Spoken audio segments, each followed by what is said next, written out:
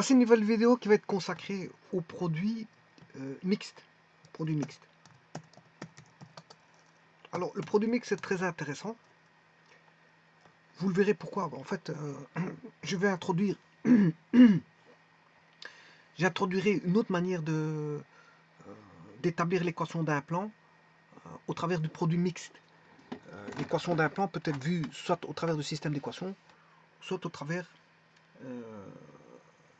d'un produit mixte. Mais avant d'entamer le produit mixte, j'avais déjà vu le produit vectoriel. Vous pouvez aller voir le produit vectoriel. La différence entre les deux, c'est que le produit vectoriel, c'est un vecteur. Il donne en résultat un vecteur. Et pour le produit mixte, on repasse de vecteur à scalaire. On repasse à un scalaire. Alors, le produit scalaire est déjà un scalaire. Il existe le produit scalaire. Ça, on sait bien que c'est un scalaire. Le résultat est un scalaire. Ce qui veut dire que, bien sûr, l'expression analytique, je vais vous la montrer. L'expression analytique peut être donnée sous forme d'un déterminant. Alors, si le résultat est un vecteur, le déterminant, je pense au produit vectoriel, c'est que le déterminant contiendra un vecteur. Et notamment, ce seront les bases, voilà, ce sont les vecteurs de base. IJK ou E1, E2, E3 seront inclus dans le déterminant. Donc fatalement, c'est normal que quand on va calculer le déterminant, on aura un vecteur, puisqu'en fait il contient des vecteurs, je dirais des vecteurs de base. Donc si le déterminant contient des vecteurs de base, c'est tout à fait normal qu'on ait un vecteur. Donc le produit vectoriel va donner un vecteur.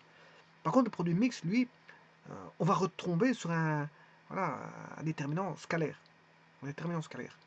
Alors ici, je vais vous montrer justement, je vais repasser bien sûr par l'expression analytique, c'est lourd, mais je vais quand même le faire pour le produit vectoriel et pour le produit mixte. Je vais le faire pour les deux. Mais avant toute chose, je vais vous mettre les déterminants pour savoir où on va aboutir. On va aboutir à quoi? Alors je viens de vous dire que si j'ai un vecteur U et un vecteur V, si je devais faire U fois V, alors je vous rappelle que le produit vectoriel est anticommutatif et le produit vectoriel n'est pas associatif. Il est anticommutatif, il n'est pas associatif. Ça, il faut le savoir. Au niveau des propriétés.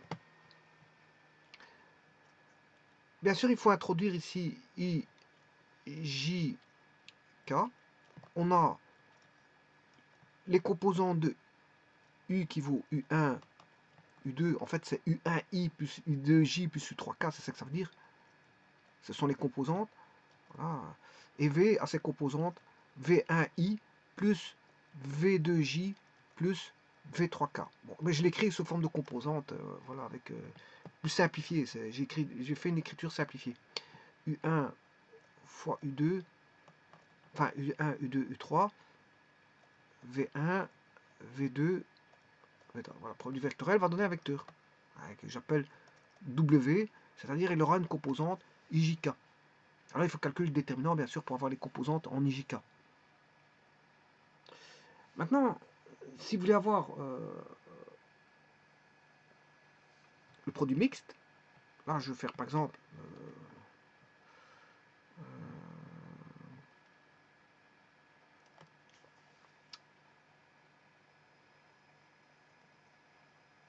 ce que je vais faire ici, je vais faire U fois V fois W. Voilà. Donc je fais le produit scalaire d'un produit vectoriel. Et là j'ai bien un vecteur. Hein. Donc j'ai un déterminant qui va donner un vecteur. Alors qu'ici j'ai un déterminant, puisque j'ai un produit vectoriel va donner un vecteur, que je vais avoir un vecteur W', et puis je fais le produit scalaire ici. Donc j'aurai un scalaire. Donc on aura un scalaire. Ce qui veut dire que le déterminant que j'aurai ici, il ne contiendra pas de vecteur. Alors si je mets le vecteur W qui est égal à ses composants W1 plus W1I plus W2J plus W3K, fois K, eh bien, j'écrirai, on aura U1, U2, U3. Il y a pas de, c'est pas un vecteur, ça, c'est des composantes, donc c'est des scalaires, hein, les composantes sont des scalaires. Le V, c'est V1, V2, V3, et le W, c'est W1, W2, W3. Et là, bien sûr, c'est un scalaire que je vais appeler M. M appartient au réel.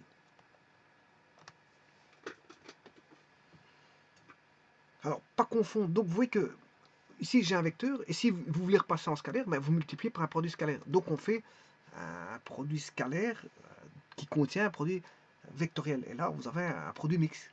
Donc, on repasse. Produit vectoriel donne un vecteur, produit scalaire donne un scalaire, mais un produit vectoriel, un produit scalaire associé à un produit vectoriel donne un scalaire, puisque le produit vectoriel va donner un vecteur, mais comme on associe à un produit scalaire, ben, le vecteur va devenir, par le produit scalaire, un scalaire. Donc on repasse, si vous voulez, de vecteur à scalaire.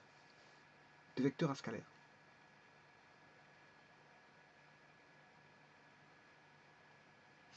Alors, maintenant je vais vite faire, bien sûr, je l'ai déjà vu, je vais voir ce que je viens de voir ici, c'est-à-dire comment faire pour arriver au déterminant. Tout d'abord pour le produit vectoriel, je vais faire pour le produit vectoriel, et puis je le ferai pour le produit mixte. Pour le produit vectoriel, eh bien, on a U fois V, je vais faire U fois V.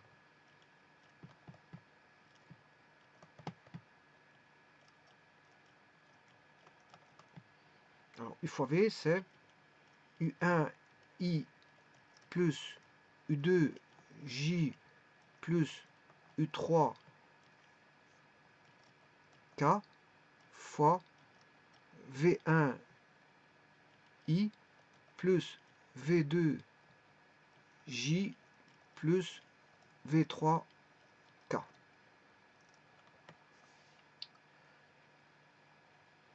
Alors là, je vais distribuer, j'aurai U1 fois V1 I fois I plus U1 fois V2 I fois J plus U1 fois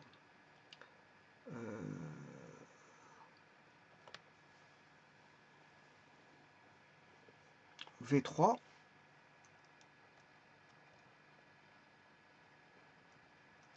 I fois K.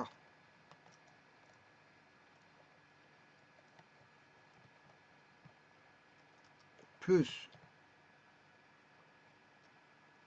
U2, là vous aurez compris que c'est U2, U3, V2, V3, plus U2, non, U2, V1, je me suis trompé.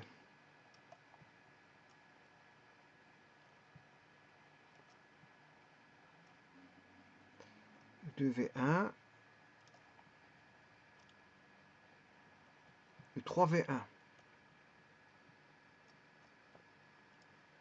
I fois J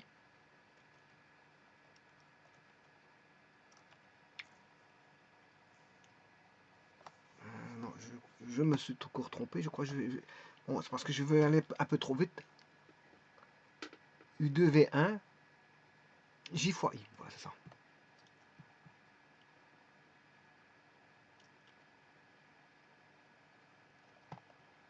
U2 fois V1, J fois I.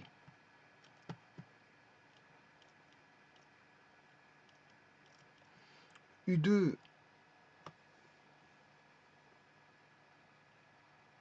fois V2, J fois J, plus U2 fois V3 J fois K plus U3 fois V1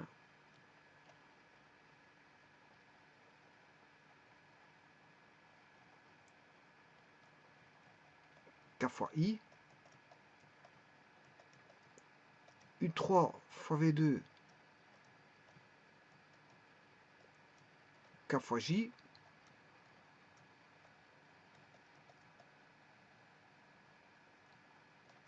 U3 fois V3 K fois K.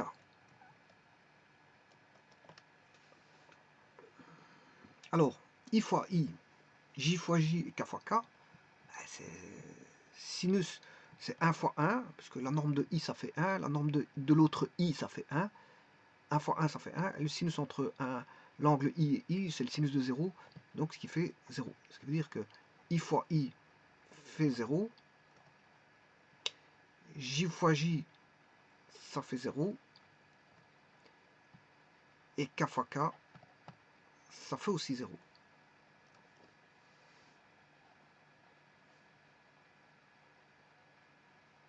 Alors I fois J,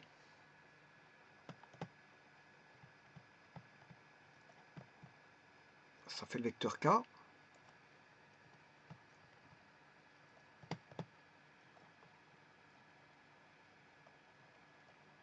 J fois I, c'est moins le vecteur K.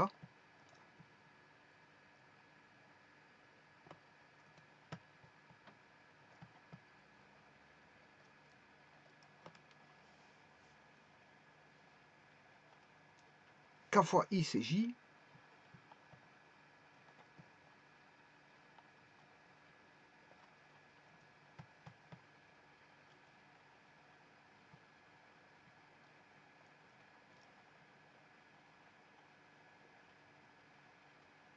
Ici, un petit problème. Il faut K. Ici, est-ce qu'il n'y a pas un problème? Est-ce que c'est bien K fois I? K fois I, K fois J, K fois K, J fois I, J fois J, J fois K. Ouais. Alors, c'est juste. Donc, K fois I, c'est J.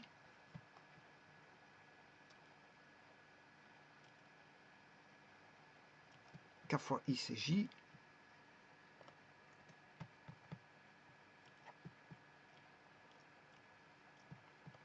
Et I fois K, c'est moins J.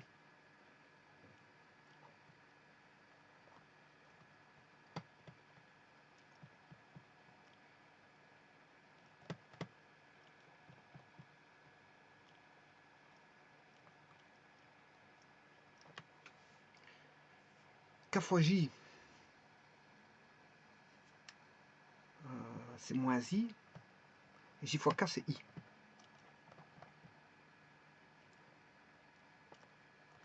I.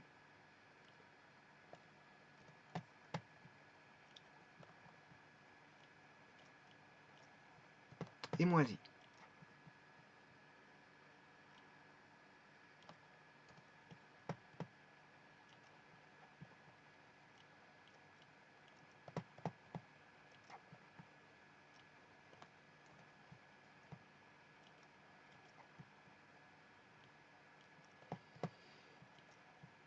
Voici le produit vectoriel. Il va se résumer à ceci.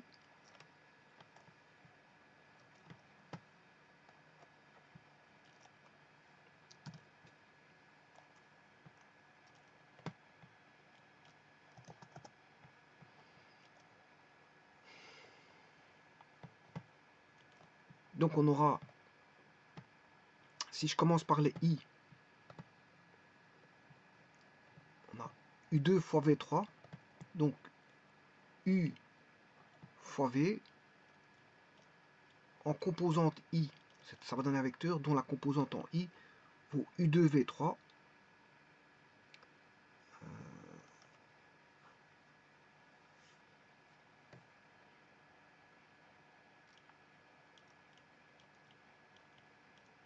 moins U3V2 en I, en J.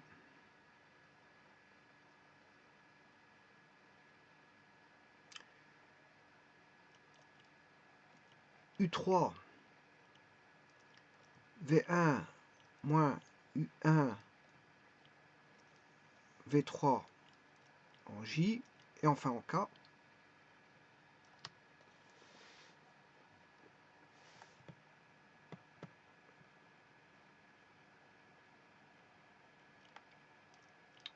U3 V1 moins U1 V3 en K. Voilà, ça c'est pour le produit vectoriel. Donc ça je peux le mettre sous forme de matrice. Voilà, je peux le mettre sous forme de matrice 3, matrice vectorielle. Oh.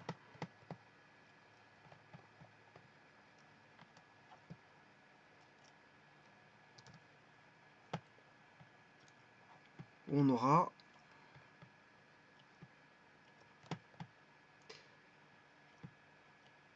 les vecteurs ici IJK,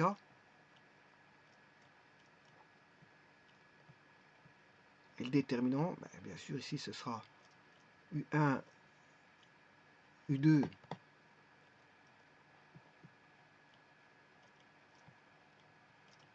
U3, V1, V2, V3, et si je calcule ce déterminant, I, U1, je peux faire par la méthode des cofacteurs, c'est pas un problème, je suis pas obligé de faire par Sarus. Et ça, si je fais par la méthode des cofacteurs, ben, là on a moins 1 exposant I, on aura I, voilà, I, je mets le I, multiplié par moins 1 exposant 1. Le I il est en première ligne, première colonne, ce qui fait moins 1 exposant 2, donc c'est négatif. Négatif. Et j'aurai U2V3, U2V3, donc j'aurai moins. Alors je calcule ce déterminant aussi, qui est U2V3 moins V2 U3, moins V2 U3, bien sûr, fois le I. Alors ça c'est par la technique des mineurs. J'ai pas terminé, hein, bien sûr, je sais qu'une partie. Donc ce qui fait V2 U3 moins U2 V3 fois I.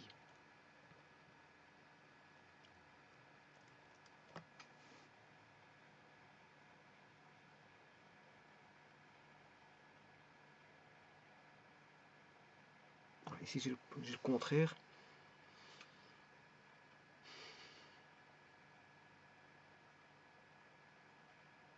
Oui, c'est parce qu'on n'a pas moins, on a plus. Je m'excuse, il n'y a pas de. C'est moins 1 exposant 1 plus 1. 1 plus 1 c'est positif, hein, c'est pas négatif. Je m'excuse. Donc on a directement ceci. Voilà. Donc on a U2 V3 moins V2 U3 qui est U3 V2. Donc c'est bon. Donc le premier il est bon. La composante I est bonne.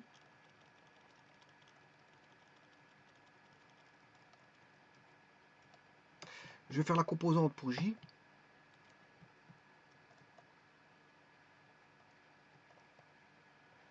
Alors, je vais prendre celui-ci. Et je vais faire moins 1 exposant première ligne, deuxième colonne. C'est moins 1 exposant 3. Ce qui fait... Là, on a bien du moins. Parce que c'est moins 1 exposant 3. Bien sûr, fois le J. Il faut multiplier par l'élément pour lequel on sélectionne la ligne et la colonne. Première ligne, deuxième colonne. Et le déterminant, c'est U1, V3 et V1, U3. Donc, ce qui fera moins U1, V3 moins U3, V1. Voilà. Donc, ce qui fait moins par moins, ça fait plus. On aura U3, V1. Bien, U3, V1 moins U1, V3 moins U1, V3, J. Donc, c'est bon. Et le dernier, pour calculer le déterminant, j'ai besoin de... voilà, je calcule sur une ligne, hein, le déterminant à partir de IJK. J'aurais pu le faire à partir de U1, de U2, U1, U2, U3. Voilà, barrer, je peux barrer ce que je veux. Hein. On calcule des déterminants, on peut barrer ce qu'on veut. On calcule par rapport à une rangée, les éléments d'une rangée. Ici, j'ai choisi la rangée JK, pour avoir facile. Donc là, je garde des K, moins 1 exposant première ligne, troisième colonne, ce qui fait moins 1 exposant 4, c'est positif. Et je calcule U1, V2. On a bien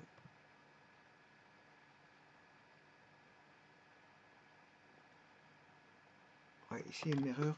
C'est U1, V2.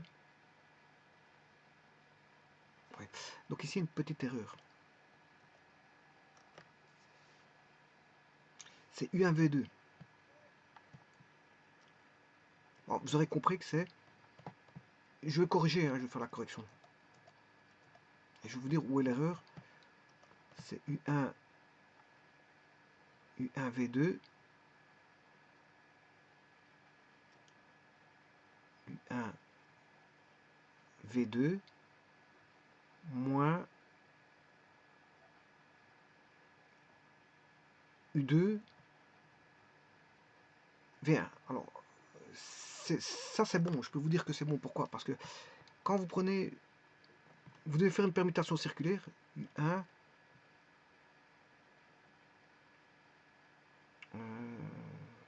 UV, faites une permutation circulaire UV. Alors si vous faites,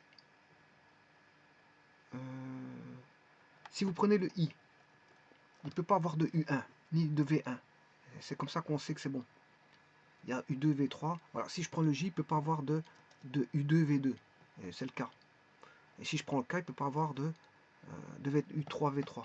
Et justement, j'avais du U3, V3, c'est parce qu'il y a une erreur dans le calcul précédent, que je vais aller vérifier, bien sûr.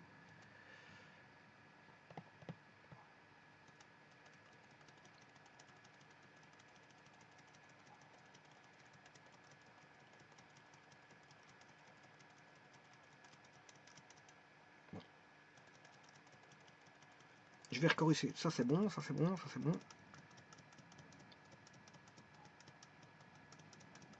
C'est celui-là qui n'est pas bon.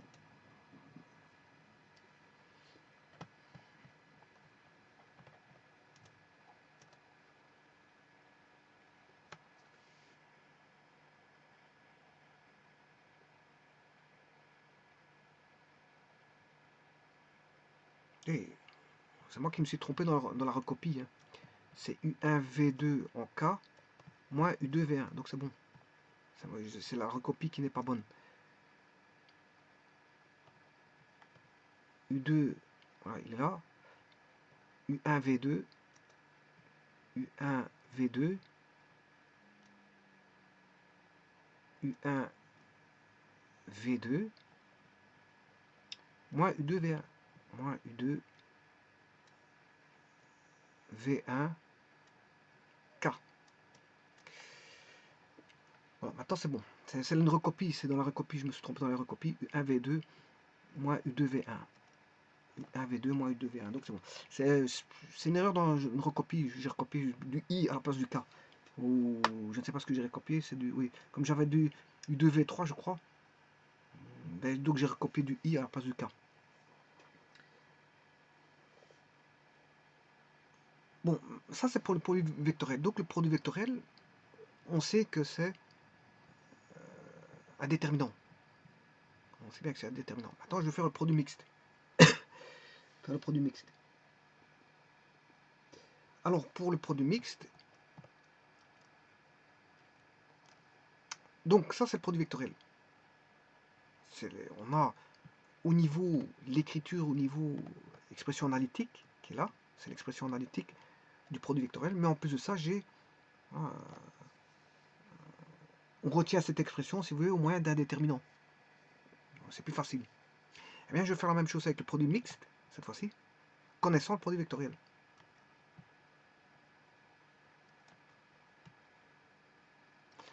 Alors, pour le produit mixte, on a U, produit scalaire, V Alors ça, on connaît. Hein. C'est comme si j'avais U1i plus U2j plus U3k. Produit scalaire.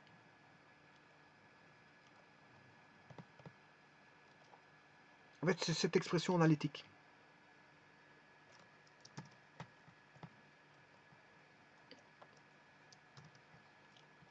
Que je vais réduire, bien sûr.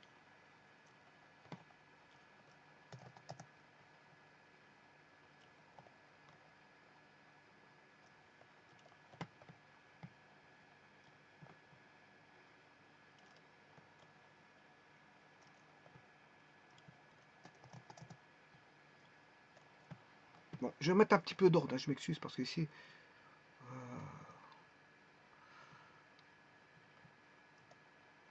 Donc on a U, produit scalaire U fois V.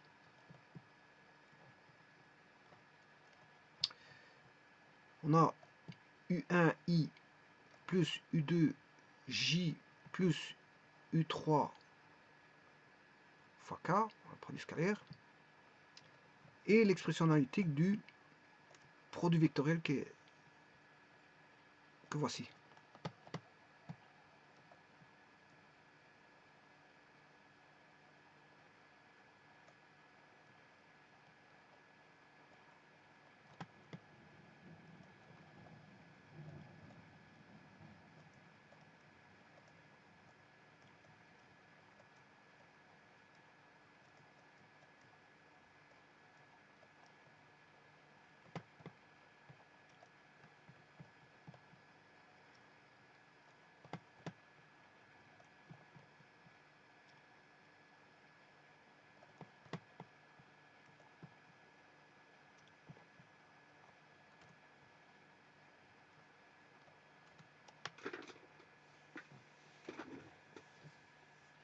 Maintenant, si je fais le produit scalaire, ben, on sait bien que le produit scalaire de I fois I, je vais faire que le produit scalaire de I fois I. Donc, si vous voulez, je vais avoir le résultat, ça va être un scalaire qui est U1 fois U2 V3, parce que I fois I, ben, ça fait 1, parce que la norme de I, ça fait 1, la norme de I, ça fait 1, le cosinus de 0, parce que l'angle entre I et I, ça fait 0. Le cosinus de 0, ça fait 1. Donc, c'est U2 V3 moins U3 V2. Alors, I fois J, ça fera 0, parce que c'est cosinus 90, parce qu'on a un repère orthonormé. Ouais, je vous rappelle qu'on est dans un repère orthonormé direct. Hein. Voilà, il y a un angle de 90 degrés dans le repère. Hein. Voilà, donc IJK, c'est vrai, tout ça, c'est vrai si on a un repère orthonormé direct. Et là, on a un repère orthonormé direct qui est posé. Parce que I fois J, I fois J, ça fait 1, I fois K fera 1. Comme J fois I fera 1, dans un repère orthonormé direct, bien sûr. Sinon, si on n'est pas dans un repère orthonormé direct, vous n'aurez pas 1. U2 fois V3 moins U3 fois V1, plus, là je fais J fois J, c'est 2 fois U3 V1 moins U1 V3, plus, et le dernier ce sera U3 fois K fois K, U3 fois U1 V2 moins U2 V1. Alors l'expression analytique est intéressante, voilà, et ça c'est un scalaire. Hein. Tout ça, vous calculez ça, ça appartient au réel. Hein. Voilà. Alors, l'expression analytique est bien quand vous faites un petit programme. Vous faites un programme, vous mettez l'expression analytique et vous rentrez U1, U2, U3, ben, il va vous le calculer directement. Parce que quand on fait un programme, bon, sinon en général, quand on le calcule manuellement, on le fait avec les déterminants. Et ça, ce déterminant-là, eh bien, c'est comme si j'avais, ben, on va le faire.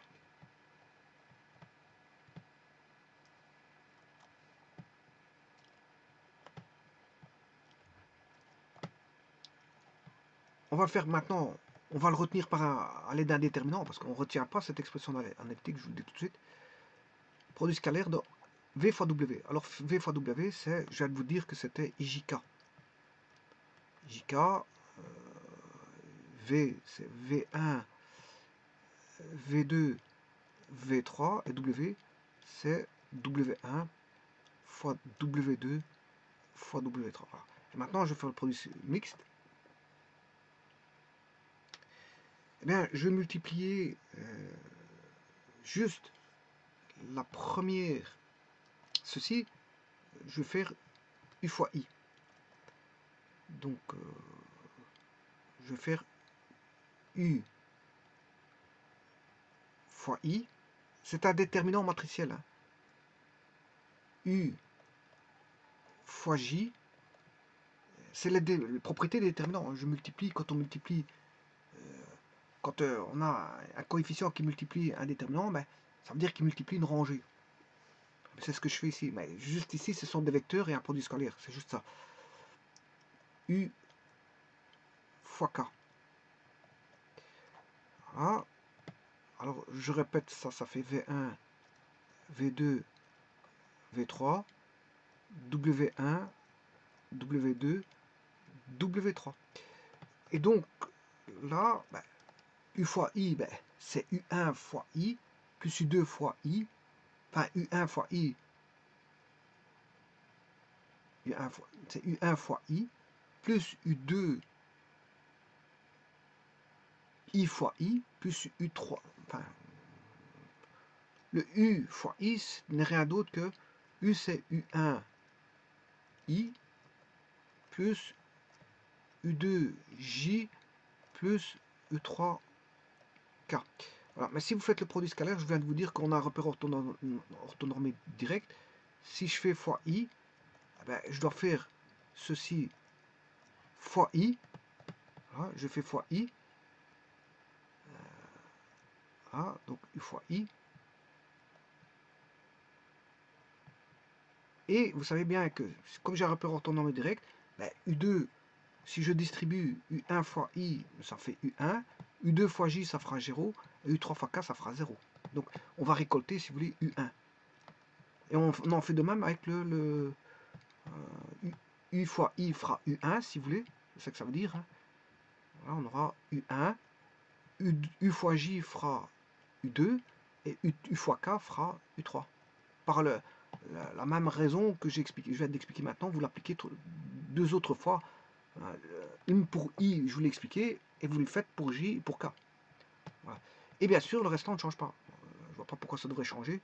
Donc on a V1, V2, V3, W1, W2, W3. Tiens, comme c'est bizarre. On avait le produit vectoriel donnait voilà, un vecteur, donc un déterminant vectoriel, on va dire. C'est un déterminant vectoriel. Ici, voilà que le produit mixte donne un déterminant scalaire, parce que tout ça, c'est tout des scalaires. Hein. C'est tout des composantes. C'est un déterminant de composantes. U1, U2, U3 étant des nombres, puisque ce sont des composantes de vecteurs. V1, V2, V3 étant des nombres, parce que c'est des composantes de vecteurs. W1, W2, W3 étant des composantes de vecteurs, donc étant des nombres. On a tous des nombres dans le déterminant, donc fatalement, cette fois-ci, le déterminant, ben, il appartient à R. Ce déterminant, voilà. Et ça, c'est l'expression, on retient le produit mixte de cette façon-là. Donc le produit mixte, c'est ceci. Voilà. Et là, vous avez l'expression, si vous voulez, analytique du produit mixte, mais vous avez aussi l'expression sous forme de déterminant. Et on retient plus sous forme de déterminant que de retenir l'expression analytique. Il y a moyen de retenir l'expression analytique, mais bon, voilà, il y a moyen de trouver des techniques mnémotechniques, enfin, je veux dire, comment est-ce qu'on appelle ça, des procédés mnémotechniques. On peut découvrir un procédé mnémotechnique pour retenir, mais il ne faut pas retenir ça. Il n'y a rien à retenir là-dedans. Vous tapez la matrice, ici il faut la calculer, vous la recalculez à toute vitesse. Ça va très vite pour calculer la matrice. Bon, ici moi quand je prends mon temps pour l'expliquer, c'est normal que ça prenne du temps. Mais si je devais la calculer, je veux dire en aparté pour moi, ben, ça prend 2 minutes, 2 secondes. Hein. Ça prend 2 secondes. Moi, voilà, pour expliquer, ça demande du temps. Bien sûr, vous comprendrez que les développements demandent du temps. Mais si je vais le faire pour moi, je fais ça. Voilà, ça va très vite pour calculer un déterminant. Et c'est pour vous aussi. Hein. Pour n'importe qui, ça va très vite. Mais tout, c'est de ne pas se tromper dans le calcul du déterminant. Ça reste du calcul de produit, de somme et de produit. Donc, le tout, et faire attention, très attention aussi, c'est rien d'autre. Bon, donc, faire très attention au calcul, c'est juste ça. Alors, vous faites paramètre technique de Sarus, ou la technique des mineurs, ou toute autre technique, ça marche. Mais il ne faut pas vous tromper. C'est juste ça. Ça prend quelques secondes. Donc, n'allez pas retenir, je veux dire, quelque chose que, bon, vous risquez de mal écrire, transcrire quelque chose, de fait que vous ne vous rappelez pas. Allez directement droit au but, c'est-à-dire par les déterminants. C'est une facilité d'emploi. Les déterminants, c'est une facilité d'emploi. Que de retenir, je veux dire, cette façon-là, quitte à retrouver une manière mnémotechnique pour trouver ça. Oui, on sait la retrouver, je peux vous le dire comment, hein, mais ça sert à rien, parce que je veux dire, je vous dis, vous risquez d'oublier un jour ou l'autre. Donc, par contre, le déterminant, vous n'oublierez jamais le déterminant. Ces déterminants-là, vous ne les oublierez jamais, hein. À tout moment, vous pouvez les pondre, hein. Par contre, votre manière de procéder mnémotechnique, mélangée à d'autres procédés mnémotechniques mathématiques que vous connaissez, ben, ça va être noyé. Et un jour ou l'autre, vous allez perdre de vue cette manière mnémotechnique, hein. Voilà, donc, autant aller vers quelque chose, bon, que votre esprit peut euh, retenir, que quelque chose que votre esprit risque d'oublier un jour ou l'autre. Oui, c'est une bonne manière, un bon procédé mnémotechnique, d'accord, mais un jour ou l'autre, vous allez finir par l'oublier parce que vous n'allez pas l'employer tout le temps. Si vous ne l'employez pas tout le temps, ben, fatalement, vous allez finir par oublier, ça d'office, hein. Et donc, il faudra aller, voilà, rebouquiner cette expression analytique. Et moi, je vous dirais qu'il ne faut pas la bouquiner, parce que je vous dis que la technique des déterminants, ça ne s'oublie jamais. Ceci ne s'oublie jamais. Voilà, et grâce à ça, vous avez tout ce qui... Vous pouvez après avoir l'expression analytique à partir de ça, sans aucun problème. Je vous remercie.